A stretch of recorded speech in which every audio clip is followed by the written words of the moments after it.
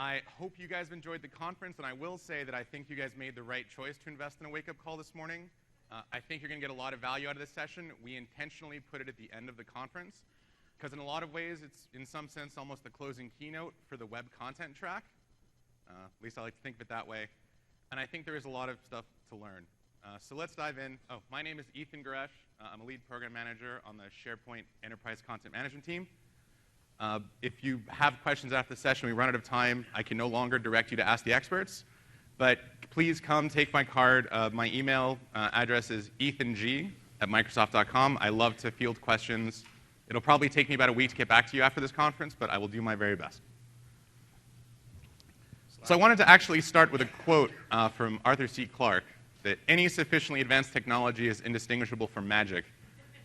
And I wanted to bring this up because I know that, frankly, both as an engineering team, as we started building out this ambitious vision for search-driven websites in SharePoint 2013, and even during the session, from the many attendees I've talked to after my own sessions, after other sessions in the web track, at Ask the Experts, a lot of you, I think, have gotten a really good sense of what the product can do. You know, whether that's designing sites in the design tool of your choice, using search to build some amazing adaptive experiences, having friendly URLs, and search engine optimization. A lot of really powerful experiences, and probably culminating in the 0 to 60 live session on Tuesday afternoon, for those of you who went, where everyone I've talked to and all the feedback I've seen says, I loved the session. I don't know exactly how it all works, but I think it's really cool they were able to do it. And this session really is about the how. I want you all to come away with this session with two things. First and foremost, you're going to understand how every bit of a search-driven site works. And secondly, from a planning and architecture perspective, I'm going to start to educate you on some of the key decisions that you're going to have to make as you choose to roll these things out, whether those are key configuration decisions, topology and scale-out decisions, because a lot of what we've added to the product has frankly changed the landscape the way you might have known it from 2010. And I want to give you all a head start on understanding what are the big decisions and choices you'll have to make.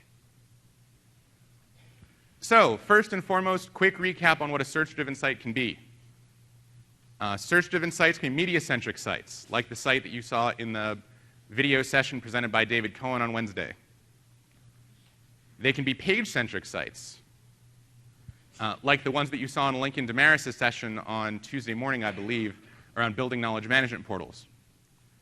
And it can also be item catalog-centric, like the Contos Electronics site that you may have seen in the keynote or the earlier sessions that I presented along with some other speakers. And fundamentally, these sites aren't any different as far as how they need to be architected, what they need to build. Everything I'm going to tell you today applies equally well to all of them, even though for the purposes of going deep on one example, we're going to use the item catalog-centric example. And there are a few page archetypes in a search-driven site. Right? Part of what we talk about when we think about the power of SharePoint and dynamic URLs and using search to roll up content means there aren't actually that many different types of pages or even necessarily page instances that go into a site. So here are some of the key types. First and foremost, a fairly easy one to understand, dynamic page with a single URL. So think of your site homepage. Right? It's got only one URL, and thankfully in 2013 it's just slash. It's not slash pages slash default. And it's a single page, there's only one address for it, but there are a lot of different dynamic behaviors on the site. There's a content search web part that might be rolling up recommended products, most popular products. There's still a lot of dynamic behavior on this page. The second type is a dynamic page with multiple URLs. So if you think about, in your search-driven model, what we call the category pages, so the cameras page on Contos Electronics. Really, behind the scenes here, there's only one page, right? Could be called category.aspx, and all of its behavior is coming dynamically through the URL context or some other context. So there's one page, but when you go to the cameras page, it renders with the camera context. When you go to the phone page, it renders with the phone context. And similarly, the item details pages as well. You get to create a single page called productdetail.aspx that, again, will get rendered completely differently based on the context it's in. When you look for a given product, that ID comes through in the context, and so this page is created. Even though I don't have to make a million different pages to render a million different products. I just have to make one or a few. And lastly, there's the one you're probably most familiar with, a static page with a single URL, which of course still has a place in modern websites. Things like your FAQ page, where users are going to just author some content, Those pages still exist. We love them in the new system. They're still here.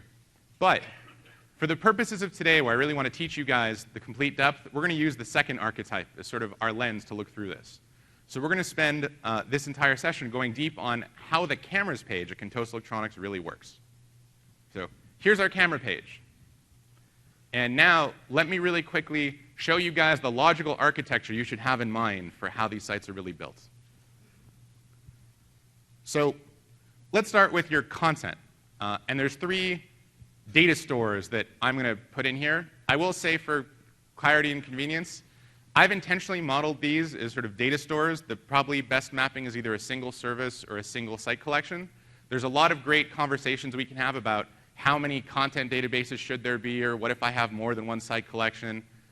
As you'll see as we go through this, for now, let's just assume that there's one. The presentation doesn't change, or what you need to do does not really change as you add more, and in fact, I'll talk about that towards the end of the session. But at least for this example, let's assume that there's a single content site collection. It might have had data imported from an ERP system like Dynamics. It might be hand-authored content in a list. It might be pages in a pages library. But that content site collection, which, let's see, does the pointer work? The content site collection is where you'd think of users going and hand-creating content. Now, a lot of those products are going to reference some binary assets, right? Camera images, right? PDFs of white papers and product manuals in this case, or whatever documents or other assets might apply to you. Those are in a separate site collection, which I've named the asset site collection. And there's URL links between them, right? So when you go to create a camera, you might have a URL property on the camera item that says, what's the URL to the picture for this camera, that links off to an asset in the asset site collection. And then lastly, in sort of where the content is, there's your term store. So the way that your products will get grouped and organized are effectively going to be by terms and taxonomy. So you'd have a managed metadata column on each of your products that might be rolling up to say, is this a camera? Or what type of camera is this? And that's the way that content will later be aggregated and grouped for search. So that's the content itself. Up next is the search index, the centerpiece, so to speak, of a search-driven site. So the search index, I've drawn it in the same color, and that doesn't mean much other than it's another logical group to think about. And there's a few things that are important to know there. The primary relationship that the search index has with the content itself is through crawl, right? The process of actually iterating through the content and ingesting it into the search index. And also, there's some really amazing features around recommendations and query rules that we'll talk about more that sort of affect the other side of search, the query side of search. And finally, there's the rendering site collection. So when you think of the URL, the site collection that your site visitors will go access, that's the one that they have access to. And the way it works, it's connected to that same term store, and that's how you would do managed navigation. So you'd say I'm reusing those same set of terms in the navigation on the rendering site that I used to tag content in my content site collection. And the primary way that it'll interact with the content is actually through the search index, through queries. When you go and look at the cameras page and you see the set of cameras that are there, it's coming from the search index. Those are all search results to us now. The fact that those came from the content site collection originally isn't actually used at render time. And of course, there's also links off to the asset site collection, because the way that that user's browser is going to get that camera image is that the URL that gets rendered in there is going to be directly served up from the asset site collection. And we'll go into more detail on lots of these nodes next, but this is the general diagram that you're going to see a lot throughout this next hour, and probably borrow from my slides and show your own internal teams as you do your own deployments, and that's great. Please feel free to do so. One other thing I wanted to note, I'm going to share with you guys a bunch of numbers. I won't go too deep into the charts this morning, because the exact numbers aren't quite relevant, because your own deployments will vary. But we do a whole lot of performance and capacity testing before we release the product to make sure it's good enough. And I wanted to share a couple of details about how we run our systems. So I put up some hardware specs there. That's not an endorsement of any particular processor or exactly how much RAM to use. That is how much we use to test our system. And I wanted to point out that it's fairly middle-of-the-road hardware. About half of you are probably running SharePoint on beefier servers today. And we happen to do a lot of our testing with 4 web front ends. Again, I have a couple of charts talking about the differences between adding front ends and performance. But there is one important detail I did want to mention that we found from our testing I think will benefit everyone here. There are a lot of different roles that you've probably heard about. For example, with search, there's index nodes, there's crawler nodes. And one particular affinity that we noticed is that in SharePoint, we noticed that the web front-end role and the index role are incredibly compatible to run on the same hardware. They don't actually bottleneck on the same resources. So in all of our testing, we've actually learned that having a single machine be both an index node and a web front-end node worked incredibly well and had very little performance penalty. So that's the one that I would encourage you guys to do the same, because that's what we've done. So let's start walking through the page. So the first area we're going to talk about is friendly URLs and managed navigation. So these little red boxes here show you the parts of the page I'm talking about. And by the end of the session, this whole screen will have at some point been covered in red. So there's the URL structure itself, the URL that lets it be electronics.contoso.com/cameras, as well as the data underlying that navigation, right? So how does it all work? We're going to play a quick game of follow the bouncing ball. So the first thing that happens is that a user browses to the rendering site collection. They have the URL contoso.com/cameras. Now what that rendering site collection, and more accurately the web front ends on it, are going to do is they're going to make a call off to the managed navigation, the term store, to look up the cameras term that's being used for navigation and figure out what page is supposed to be used to render it. So in this case, the cameras term is mapped to category page.aspx. And SharePoint behind the scenes is going to take that data and rewrite the URL accordingly. So no user knows that the URL that SharePoint's using internally is category page.aspx, with a query parameter in effect saying what, use cameras for this rendering. No user knows that, but under the covers, that actually is what's happening. So when SharePoint tries to render that category page.aspx with the camera context, there's a content search web part on it. And that's what causes that's what causes 6 cameras to show up in the search results as opposed to 6 phones or 6 anything else. So that query is going to run. Of course, that's going to mean it's going to go off to the search index to actually issue that query and get the results back. One thing you'll notice that the ball is not doing right now is the ball is not actually going to go to the content site collection. At this point, to render the page, content search is returning a set of results. And like I said before, the fact that those results happen to be in search means the rendering site doesn't need to know where they came from. Could have been content on a different farm, could be non-SharePoint content that was crawled. At render time, we love search results. That's all we need. So a few configuration choices that you should be aware of when you try to think about, this is great, but what do I need to know when setting it up? The first thing I wanted to point out, there are a few different sharing models for how to make your tagging term set that you use for tagging those cameras part of your navigation. So the first one that I'll talk about is reuse. So you can go to the term store manager, and you can go to the tagging term set that you're using, and you can say, I want to reuse those terms in the managed navigation term set on my rendering site collection. And when you do that, you get a reference to those terms. So if someone goes off and renames the camera term, that change will propagate through to your site. But reuse allows you to change the relative position of those terms. So you could say that even though internally we think of, let's say, video cameras as a child of cameras, I don't want on my rendering site customers to have to know that. They might think of them as separate logical products. And when you reuse your terms, you can actually move them around separately. So in effect, you're reusing each individual term, but you're not locked into the hierarchy in place in the source. Pinning, however, is truly locking the entire term set and subtree. In effect, when you pin, you're creating a symbolic link or symbolic reference to the entire term set and its children directly in managed navigation. So I have no good answer for you about which one is appropriate for you. It really depends on whether you think you might want a different presentation of your term hierarchy on navigation context versus authoring. If that's what you want, you should reuse. If you have a consistent set that you want to manage in one place and have constantly in sync, then you want pinning. Cross-site publishing is the next major configuration choice that you need to think about. And one thing I will note, there's very little functionality of cross-site publishing that's truly unique to cross-site publishing. I know we did a whole session on it, and it's a fantastic feature. But by and large, you should really think about it as, in effect, a wizard to help you streamline this process. So it'll help you pin the navigation. It'll help you build the right catalogs, which are, in effect, predefined search scopes. It will help streamline a lot of that automation, but it's not something you necessarily have to use. You could build pretty much all of that functionality more or less on your own without using it. You could go make your own content search web parts. You could trim the queries in the way that you want. But it's a wizard we have, and we think that the model it pushes you down is the one that 90% of you will want. So I strongly encourage you to use it. But just know that there's not a ton of magic there. There's really more automation and streamlining there, which is important. But don't be confused about what it does and doesn't do. And lastly, category pages. So I mentioned earlier that every term in the managed navigation term set is bound to a URL of what is the page used to render it. By default, when you use cross-site publishing, for example, we will assign a URL to the root term that you reuse, and by default, that URL will inherit. So when you first connect to cross-site publishing, there's one category page that all your products would be using. You can change that, though.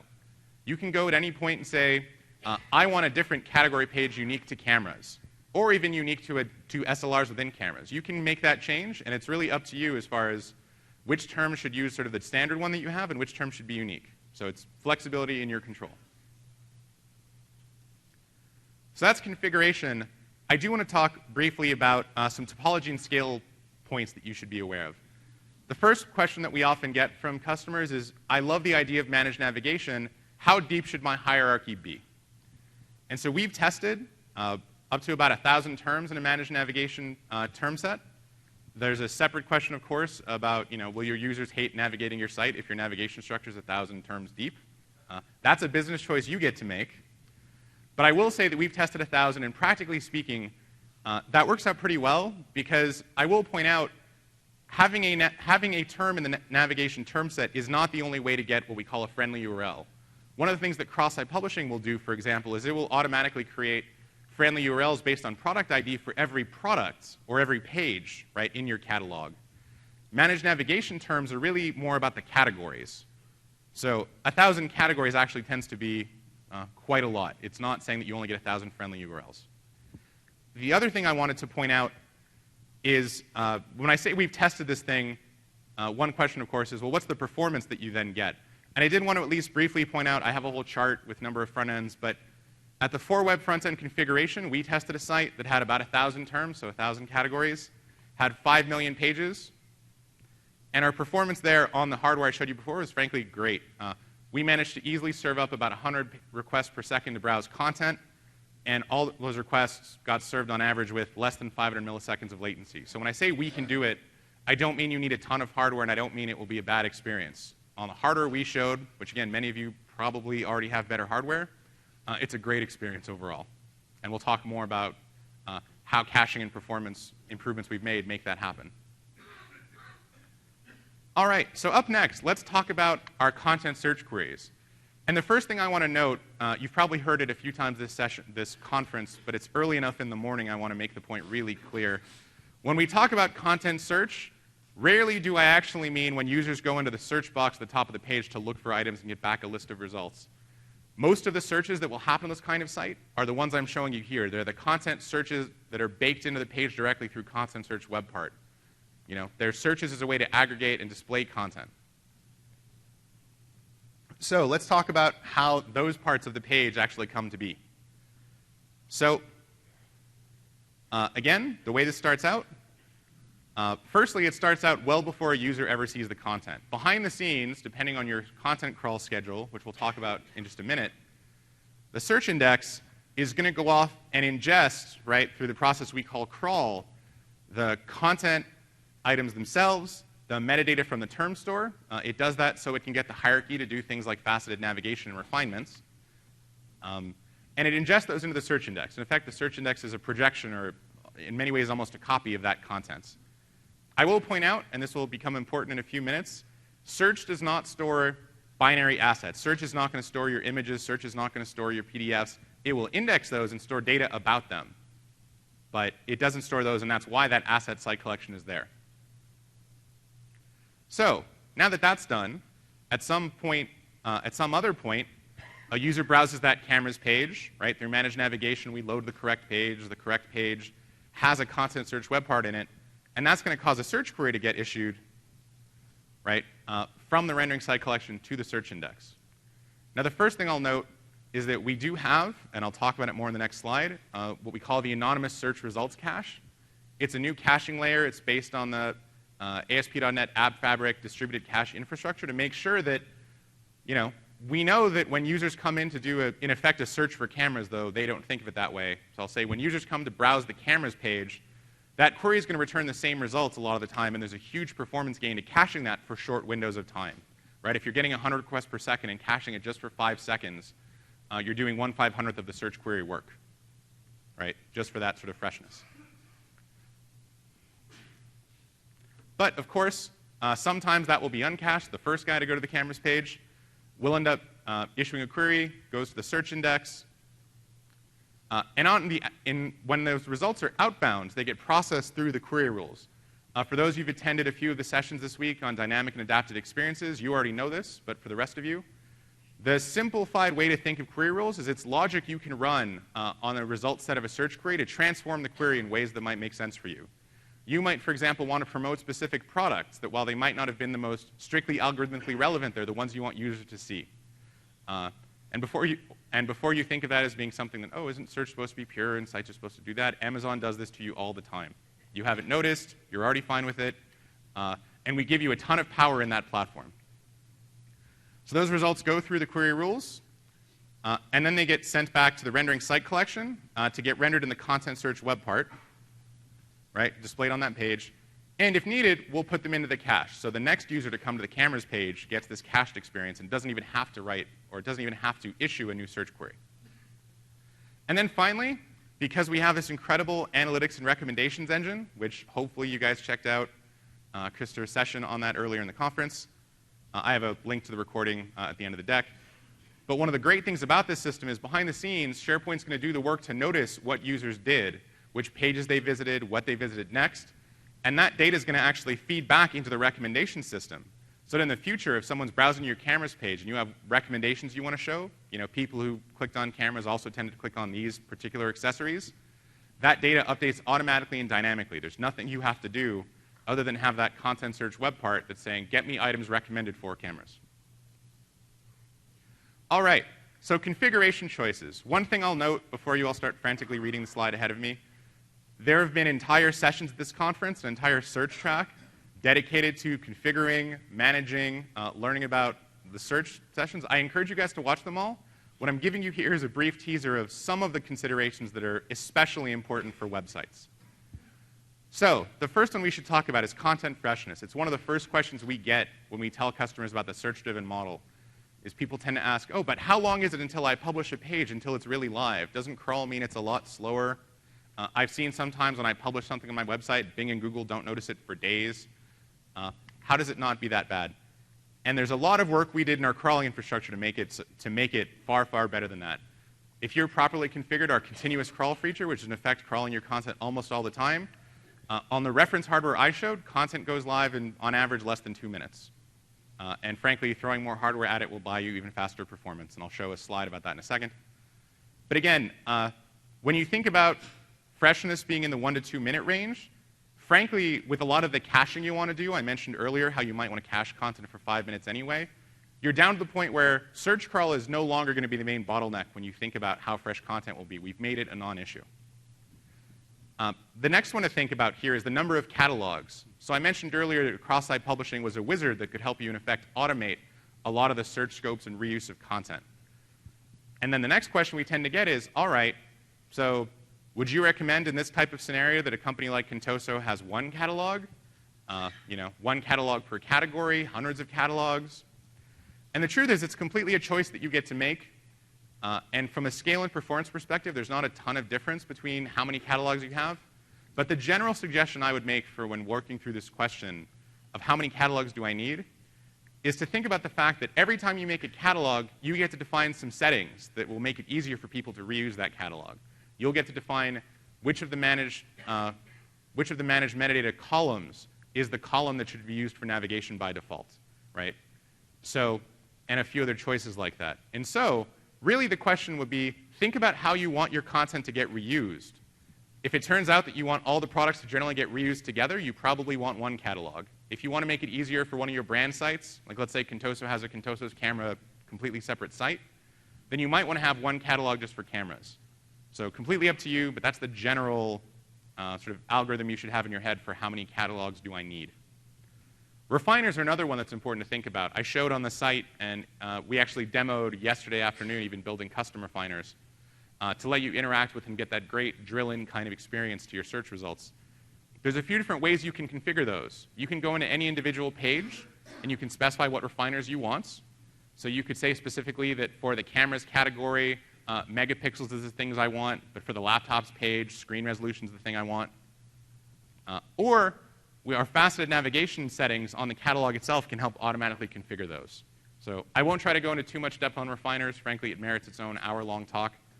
But you should be thinking about which of those scopes make sense for you when you think about a refinement-based experience. And then I've mentioned a few times the anonymous search results cache. There's a few configuration choices you get to make there. Frankly, they're kind of the same configuration choices you have to make with all caching. There's always this trade-off that we won't ever really solve of, how much work I want to do on each request to my site versus how long I want items to be cached for. There's still that trade-off of how much hardware you want, how much freshness you want, and what your business actually needs. So for the search results cache, the choice really comes down to the configuration comes down to a couple of things. One, the search results cache has a global value for how long results should be cached for. So you could say I want every 5 minutes reissue the queries, every 10 minutes, 30 seconds, entirely up to you. Our default is actually 15 minutes, but again, you can change it really easily. And the second one is different web parts can also opt in or opt out of participating in the cache. So it's not entirely a binary decision. If you decided that you have one particular content search that happens at some place on your site that you really want to have updated constantly because the results will change that often, you can opt it out of the cache. All right, so a bit more on content search, though. So another thing that we tend to get asked a lot is how many content search web parts should I have on my page? A lot of the pages we've shown at the conference tend to have one or two. And there are a few things that it might not be obvious that I wanted to share when you're making that decision. The first one's strictly around performance. When a page is served through SharePoint 2013, we will issue the search queries for your content search web parts in batches of 5. So the decision you make to add your 6th content search web part to the page is actually going to have a material impact on the behavior you see. So keep that limit in mind. The other thing I'll say, for those of you who were in my session yesterday about display templates, you already know this, but different content search web parts can actually share the same search data provider. So you're not strictly limited to 5 different content search web parts, but if your 5 content search web parts are each using their own unique search query, then you'll end up with 5. And lastly, content search web parts can be set to run synchronously or asynchronously. And by that I mean your first set of results. Right? You can say that you want SharePoint to run that search query live while it's rendering the page, or first serve the page to the user and run the query asynchronously via JavaScript. So again, there's no magic here as far as there's the decision you'd make about do I want to run a synchronous query or an asynchronous query is a trade-off you get to make about do I need that data as soon as the user hits the page versus what can wait, and do I want the sort of performance characteristics to be more of an asynchronous load delay or a synchronous load delay? We give you that choice. And then lastly, the number of refiners per page. Again, in the nothing comes for free category. Every refiner that you add to the page has a non-trivial performance impact on the rendering. There's a lot of calculations that SharePoint does for you about if you're refining by color, how many black cameras versus how many red cameras in that count that we show. So be aware that every time you add a refiner, you need to think about how it's going to impact your site performance. And there's no uniform answer. I can't say, it's 100 milliseconds per refiner, because it depends on, frankly, the shape of your data. But just be aware that it's one of those that will have a material impact, and it's one you need to test and think about. All right, so I promised some charts. I won't go through every number in depth, but I'll at least help you guys extrapolate some trends. So when you think about crawl speed and content freshness, right, what does it take to actually make sure that I have my content in the site and live as quickly as possible? So rule of thumb, which again, not really surprising, the more crawling and content processing nodes you have, the faster content will get crawled.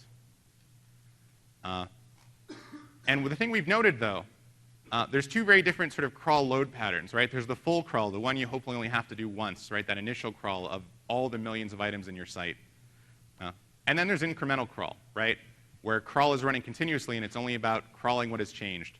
When you think about continuous crawl, really, the search hardware you have is probably going to be fine. We've actually seen that one node in our hardware lab can handle crawling 50 new items per second. So if you think about the rate of change that would mean on your site, how many items are changing per minute, that's well above what nearly every site, even a huge site like Microsoft.com, often has to contend with. Which means the decision you'll have to make about how many crawlers do you need is really about how long you want full crawl to take for the cases when you need it. Because you will need it both once initially, and also if you make a change to your search schema, for example, you'll need to do a full crawl as well. So here's the quick chart on, in our hardware lab, what you saw. Things to observe, like I said before, one crawler node alone is processing 50 items a second, so for incremental, that's probably plenty. And of course, the number goes up as you add more hardware, but it doesn't go up linearly, right? It's not 50 items and therefore 3 nodes equals 150 items. There is some sort of contention that goes on with writing to the database, frankly, like scaling out anything you've ever scaled out. So don't take these numbers as sort of gospel per se, but just think about that trend, right? You'll have to plan how many nodes you need. This is what we saw in our hardware. All this data is getting published, by the way, but that's the one for you to be aware of. And then, of course, the query side. Again, I have a really unsurprising rule of thumb. The more index and web front-end nodes, the more pages per second you can serve, the more queries per second you can serve. And I have sort of the bars here represent the number of queries per second that we threw at that hardware, and the sort of the different columns are the number of nodes. So again, the number goes up, but it's not strictly linear because there are other shared resources in place. And I did want to briefly point out, though, the bar that's sort of fairly flat but a little bit bumpy is the actual server response time, the latency that we've seen for total page rendering, not just the queries. So I will note that that number is really flat, which is a good thing. It means that even across all of these nodes, I'm not showing you 35 pages a second with one web front end and it's horribly bottlenecked and the queries are slow. These are all keeping up an acceptable performance level, about 500 milliseconds. All right, and one other thing to note, I've talked about the content search query data that's come back. We're going to talk in just a minute about the rendering, right? For those of you who were in my session yesterday with Jeremy Kelly, you know that the content search web part has its own display template model for how those results get rendered. And it's all rendered client-side with HTML-based templates using JavaScript. So that's the way they get rendered. And those rendering templates are themselves stored in the rendering site collection. And they're worked on with the Design Manager feature that we showed on Tuesday and in the keynote. And this is the part where I should probably make some joke about a Dreamweaver bug, but I'm going to stop kicking them this week. But again, I've said this in every session. To whoever I've seen walking around with the Dreamweaver bug meme T-shirts, I really want one. Please come find me. Let me know what they cost. I think it's a great idea. So let's talk about the rendering site elements. And I'm not going to draw a red box at this point, because really every single thing on this page is a rendering site element. I talked about the managed navigation. The rendering of the navigation is a rendering site element. I talked about search results. The rendering of that, right, is a display template. So really, we're just going to talk about the rendering site collection and how things work. All right, so a few highlights of features that we've talked about before, but I wanted to put them in context. First and foremost, device channels. One of the things that we showed earlier this week in the 0 to Live session and in my SPC190 was this notion that in SharePoint 2013, you can specify different device channels and target different renderings of your site for different devices, right? You can do it based on user agent. And as you do that, you can specify totally separate master pages and also other conditional rendering through device channel panels. Master pages and layouts themselves, architecturally, have not actually changed since SharePoint 2010. We've made massive investments in the design tooling. People now design with HTML and JavaScript. It is a massive improvement, as you hopefully saw if you were in those sessions, or just watched the keynote. But underneath the covers, we're still taking those HTML master pages and page layouts and creating the ASP.NET assets that SharePoint's using to render. So under the covers, it's still ASP.NET. We've just made it so designers don't have to know that anymore. And of course, I mentioned before the content search web parts and the refiner display templates are new design templates. These are also created in HTML, but they're rendered effectively in JavaScript on the client. So the client ends up just downloading a couple of additional JavaScript files to render those results. So some things you should be thinking about from a configuration standpoint. Oh, right, and assets related to the designs. So if you think about things like the site logo, any other icons you might have, like the ever-present Facebook icon or Twitter icon or whichever else you might choose to embed, those also would generally get stored in that rendering site collection. And those can get cached on disk in the disk-based cache. So a few configuration choices. One feature I want to talk about that we showed a few times, but frankly in passing, is this feature that we call design packaging. It used to be in SharePoint 2010 that if you had a design agency build your site, or even if you just had a dev environment, the act of taking that design, your master pages, your layouts, all those customizations, and bringing them into another site in a way that you can ensure are intact, required you to go into Visual Studio, build WSP packages, or do it by hand in a really manual way. The design packaging feature is terrific, and it gives you, from the design manager, a one-click export this design, and we ensure that we grab everything that you need. All those assets come along with you. It actually makes it a ton easier now to think about that whole, how do I do an update to my design? How do I take it from dev to QA to production? Design packaging is your friend. So please try it out and see for yourselves. Topology and scale standpoint, though, I wanted to mention page output caching. I did mention, right, that since master pages and page layouts are still ASP.NET assets, the knowledge you have in your head about how much page output caching do I need, how much memory do I need to allocate, hasn't really changed. The only two things I'll mention about the new model that modify it a bit, if you have 10 device channels and you use 10 different master pages, all 10 of those now have to actually get cached in the page output cache. So when you do the math on, I have this many pages, I translate that into this much memory, you have to have another multiplier in there for the number of device channels. And the other thing I'll mention, I talked before about you can make your content search web parts synchronous or asynchronous. When you have a synchronous content search web part, the result data that comes back is part of the page and gets into the output cache. So when you think about why you might want to do things synchronously and how much caching benefit you get, there's actually a huge caching benefit to having at least the first page of your content search web part results be synchronous, because then they're in the output cache and they're super fast to render. All right, so now let's go back and talk about those sort of images or other assets shown in the search results. So not my site logo, but rather the images of each of these cameras that my content authors had to create earlier. So a quick conceptual conversation before we go through the bouncing ball diagram. I mentioned this before, I'm going to mention it again. The search index does not store binary assets. So those files, right, those camera images need to be stored somewhere that users visiting your site actually have access to. Because unlike the content site collection, which doesn't need to have anonymous access enabled, these things do need to be somewhere that you can access. The other thing I'll mention, because I'm not going to talk much about it here, but we've hit on it in a few sessions, and it really is your friend when thinking about capacity and performance, is image and video renditions. So the image renditions feature, which will automatically generate different sort of croppings and different size and aspect ratios of the assets you upload, can have a huge impact on the performance your end users see. If you make your mobile users download smaller images, not your original larger ones, they will be happier, you will be happier. It's a great, great thing.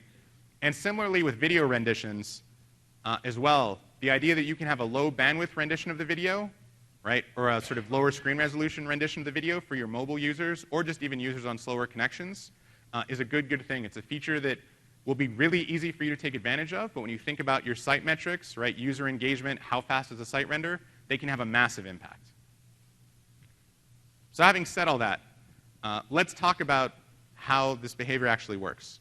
So when a user comes in and requests our camera page, right, managed navigation does its thing to make sure the right search query gets issued. The search query gets issued. It comes back saying, here's the top 6 cameras, because I know the right query context. And now the properties of each of those cameras that comes back in the results is going to include URLs to assets, right? So we could have a URL for the product image for each product that's, you know, assets.contoso.com/camera1.ping, right, or .jpeg. So search comes back, get our results.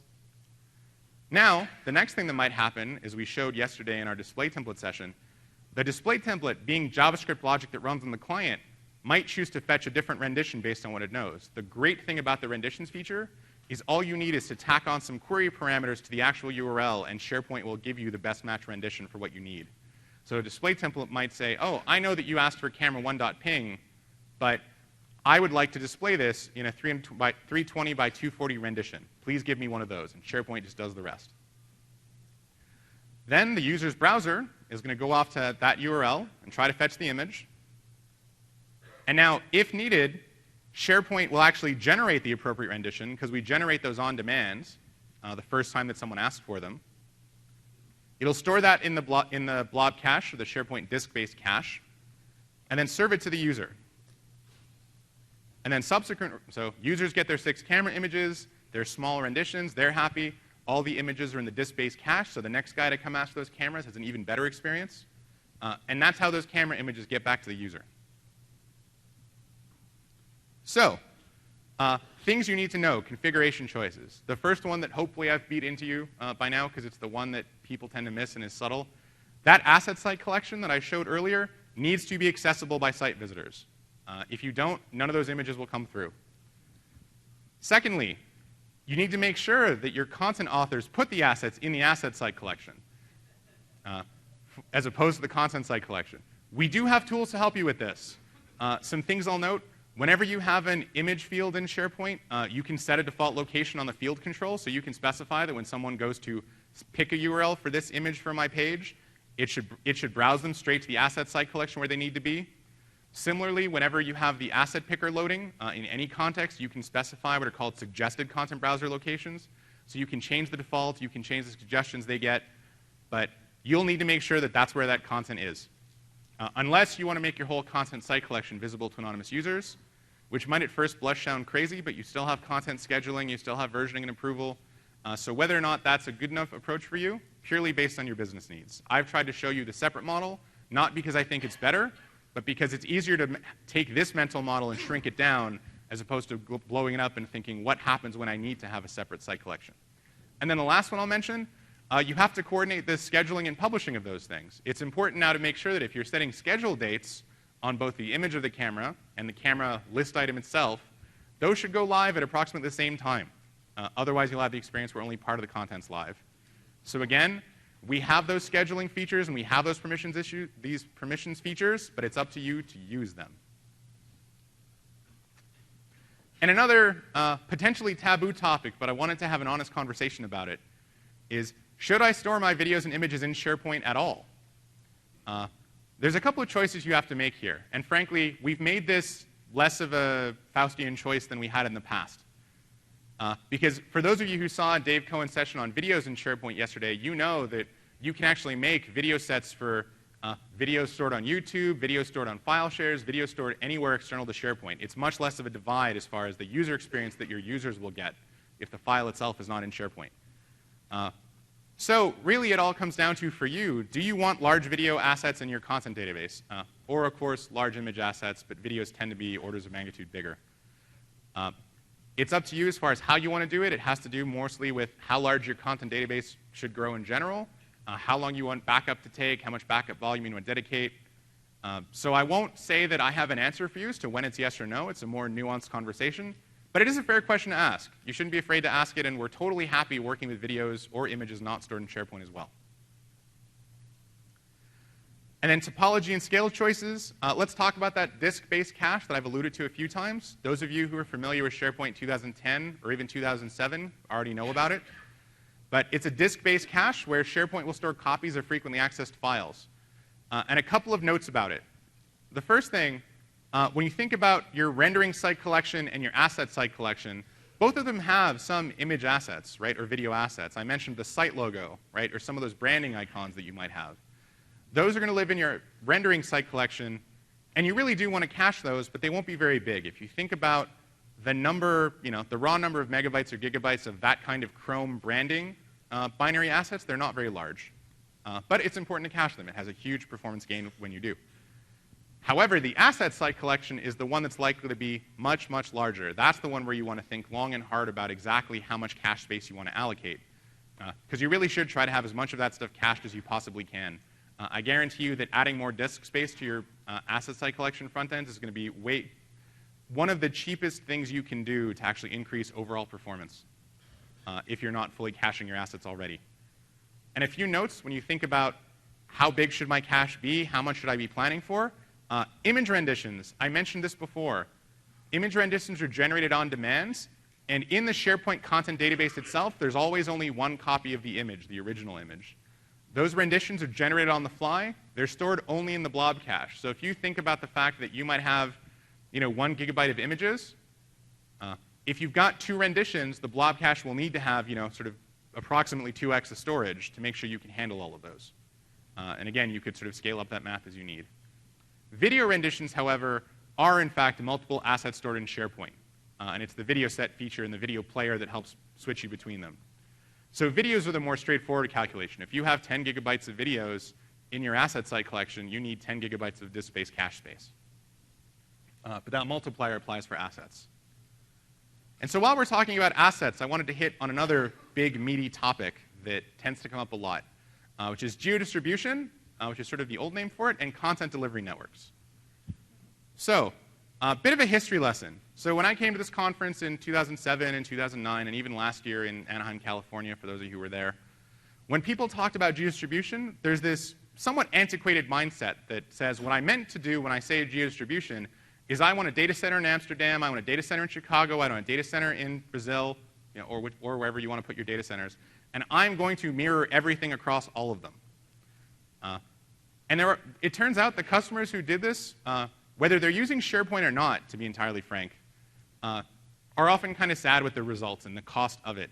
It requires a ton of infrastructure, and frankly, no matter what technology you're doing to do that sort of synchronization between data centers, it's complex, it's fragile, it's really, really hard.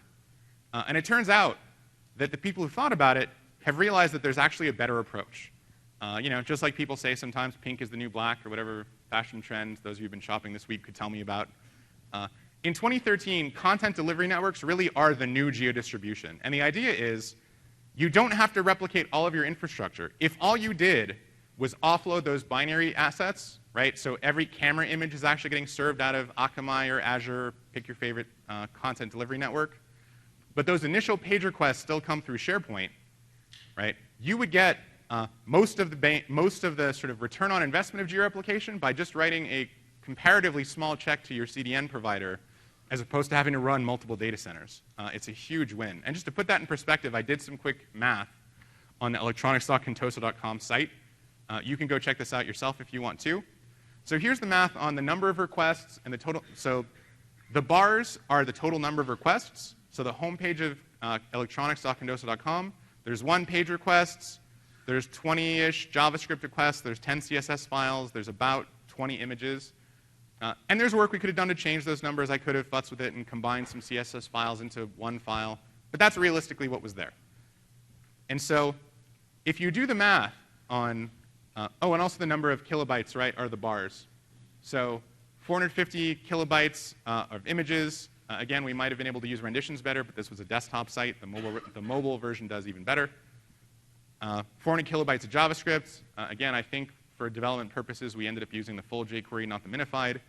So you can do a bit better. Your numbers will vary. But the number that does matter is, if you took the approach I'm describing on this site, you worked with a CDN vendor, and you made sure that your JavaScript, CSS, and images were cached, what you'd have is 98.2% of the requests would not hit your data center at all. They'd be served straight from the CDN. And 96.4% of the actual bytes over the wire that come down would be coming from the CDN. So I'm not going to make the argument that's as black as white and saying this site would have gotten 96 or 98% faster. Of course, it depends on where users access from, where the data is. But I will say that without having to buy any additional hardware and just working with a CDN vendor, I can offload 96 to 98% of the work. So if you think about the return on investment cliff that comes from saying that's not good enough, I want to cache that very last request, let's build multiple data centers across the world, pretty much every large customer we talk to, and again, whether they're running SharePoint or not, if you look at how Facebook runs, CNN.com runs, all your biggest sites, this is the approach they've taken, and it's the way I'd encourage you to think about it as well. All right, so let's talk about some what I've called add-ons to the topology, which are sort of variation. Oh, I shouldn't use the word variations. Which are tweaks to the topology we talked about before that you might be able to think about. There's some patterns that are actually surprisingly easy with search-driven websites that were incredibly difficult in the past. So the first one is having many rendering sites instead of just one. So right now, in all of this session, we've talked about one rendering site collection. I don't know if anyone can actually see the pointer. Maybe I shouldn't bother. All right, one rendering site collection. there's absolutely nothing that could stop you from having more than one. You can build two rendering site collections that are both pulling off the same search index. Right? So in this case, I've added a second one. And you might be thinking, why would I want that? Well, there's a couple of different patterns we've seen where that's incredibly desirable. One of them is separate brand sites.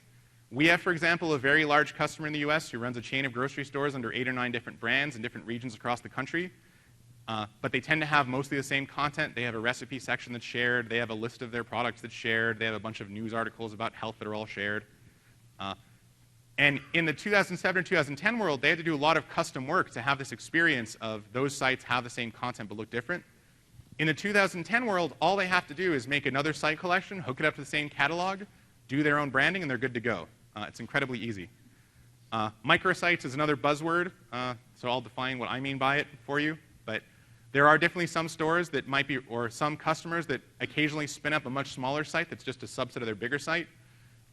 We have customers that do this, for example, for products of categories or around a new product launch, right? Where let's say for Microsoft, for example, we have Microsoft.com and we had Windows8.com that might be a different site for a while. Again, really easy to just make a different site, brand it differently, pull off of the same catalog. And of course, the other one that you might have seen in Josh Stickler and Kate Kelly's session on Wednesday is if you're a multi-language site and you want to have different country code top-level domains, that rendering site collection can be contoso.com. This other one can be contoso.ca if you're Canadian like I am. It's a really powerful thing, and again, it doesn't require copying around the content, any custom code. It's just make a second site, hook it up to your search index, and you're good to go. The other pattern I wanted to talk about was you can have multiple content sites as well. So over here, we have one content site collection.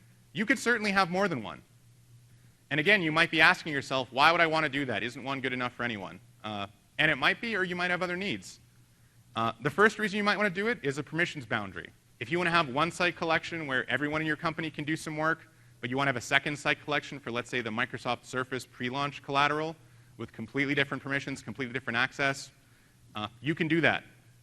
You just crawl them both. They can get aggregated by search. It's fantastic. Your rendering site doesn't need to know. The other reason, of course, that you might need to do it is to use content deployment, which I think we've managed to make it through 3 days and 2 hours of the conference without talking about. So let's talk about it. Content deployment in SharePoint 2013. Still there, still supported. Frankly, in the search-driven model has gotten much, much, much better. Let me tell you why. So first and foremost, who should use content deployment?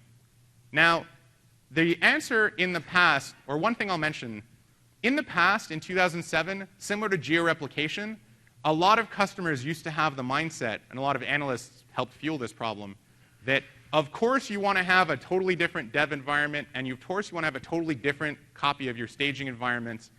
And that model, other than sort of the issues we had in the early versions of content deployment, that model might have worked okay when you have a really static site. When you think about a modern website where you have search and relevancy and recommendations and all this dynamic data, the model of having a separate copy of the content doesn't make as much sense as it used to for business and, let's say, manageability reasons, right? But there are some customers out there, probably some of you in this room, who might actually have a legal reason, a regulatory reason where you say, I, by law, am not allowed to have some particularly secretive content in my production data center until it's ready to go live. Earnings reports is the most classic, widespread example we hear, but we have lots of customers in the financial industry and healthcare and others. Some people have these rules, and content deployment is for that set of contents. However, one thing that's really good news, since you can have multiple rendering sites, content deployment is no longer the all-or-nothing proposition it used to be. Right? The story used to be if you had 5% of your content of earnings reports that couldn't be live, you were content deploying 100% of that site collection. Now, because you can actually use search to aggregate, you don't have that problem anymore. So even for those customers, for those of you in this room who would say, yes, I have some content that I must content deploy, I would still encourage you to only content deploy the subset that you need. And I'll show you the topology for that in just a second. The other thing I'll mention, content deployment in the past is kind of a misnomer. It was really everything in my site deployment, but that was a bit of a wordy name, so we shortened it to content deployment. In 2013, content deployment is finally only about content. Because you can have search doing your aggregation, because you have a separate rendering site, you don't have to have sort of a single train pushing your entire site. So it's not like your earnings report going live is now sort of stuck behind your master page change going live. You can change those things separately, and it's incredibly powerful. And to be entirely candid, it's also less error prone, right? A lot of the challenges we've seen in content deployment in the earlier releases, most of which we really have fixed, by the way, but perception matters, and that was the perception back then. A lot of those challenges tended to be around, I set up a custom workflow, I made a change to a content type. All these things that weren't about the content, they were about the other parts of the site. Using content deployment to deploy only your content is incredibly reliable. And I encourage you to think about it that way. There is, though, one quick caveat I'll mention. So in the past, when search was not involved, and you think about what's the latency, right? When I hit the run the content deployment job now button to when it goes live, you had to wait for the export to complete on the source, you had to import to the target, and then you were live. There is now one more step in the search-driven world, right? You have to hit export, or you have to sort of hit run the deployment path, or your schedule has to run it. Content exports, content imports, and then you have to wait for that search crawl. So again, you might have 1 to 2 minutes after import completes, depending on your configuration. Again, you can dial up your hardware up or down to sort of shrink or grow that number based on what you need, but be aware when you're thinking about what is my freshness going to be, that's an extra element to that freshness. So, and the other thing I'll mention too, there's actually a marker feature in SharePoint 2013 now that you have to turn on a site collection if you're going to make it the source of content deployment. And it will actually help you make sure that all you're doing there is creating content and that users aren't changing the managed metadata to use it for navigation in a way that is going to potentially cause you issues with the deployment because you won't see those things live because it's the rendering site that controls navigation, for example. So we also have a couple of features in the box to help keep you on the rails to make sure that when you use content deployment, you can use it confidently and deploying the parts that will succeed and will keep you on this sort of best practice architecture. So a quick illustration of how that would work. If you think about this topology here, where I've again got my multiple site collections, I've got my, let's call it primary content site collection. Right? This is where I'd be authoring my non-sensitive content, so not my earnings reports, but my product information or whatever other things I think are safe enough, which is hopefully most of your content. There's another site collection here that's the target of content deployment. And again, that's your earnings report, other sensitive data. They're both being crawled. They're both seamlessly working through the rendering site. The rendering site doesn't even have to know which content comes from where. And over here, inside your corporate firewall, you'd make a content deployment source site collection. You'd turn on our marker feature. You'd set up a deployment path from the source site collection to your target. And you can deploy on whatever schedule you want. And again, the great thing about this, the rest of your site doesn't even have to be aware that content deployment is happening. Search is that aggregation point. It's crawling the content, whether it was authored there directly, whether it was imported from Dynamics or some other ERP system, whether it was content deployed, it all just works. Search abstracts that away and makes it a lot easier to manage. All right, so with that, I've tried my best to leave 15 minutes for questions. So if you do have questions, please come to the mic. I'd love to talk about them. I know I've thrown a lot of material at you. I'll also mention the recording's available, or will be available, so please use it again. And one other notes before everyone finishes walking out.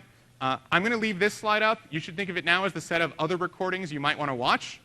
But I will say one last thing. A, thanks so much for attending the conference, and B, please do leave speaker feedback. For those of you who have any doubts about how important speaker feedback is at this conference, one of the biggest bits of feedback we got in the 2009 conference was, hey, we don't think you guys did enough in web content management in 2010. It was not that big of a change. We need more. And now there's a whole web track, and you've seen the product that we built. So that feedback goes, A, a long way to informing what we do in the future, and B, all of the speakers are competing. I really want to win top speaker. I have a side bet with a friend of mine. So if you liked the session, please leave feedback. If you did not like the session, please come up and get my business card, send me email, tell me what I could have improved in some other way.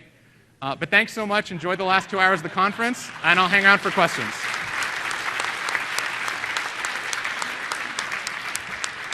Oh, and if you have questions, please walk up to the microphone so we can hear it on the recording. And we'll do that until we get kicked out of the room, I guess. Oh, absolutely.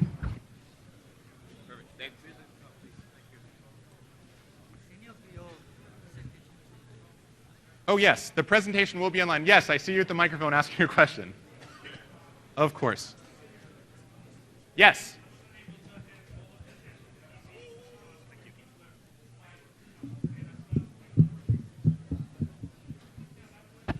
Oh, it's not. That's too bad. So sorry, you were saying you couldn't attend all the sessions, but... So the question is, in that diagram, right, we have the render inside collection, and we have a content database, and then you can have Oh, of course. content side collection. Mm-hmm. Then one of the Yeah, so sorry, the question was how to leave feedback. If you go to the SharePoint conference website or even the MySPC smartphone app, there's a tool to do session evaluation.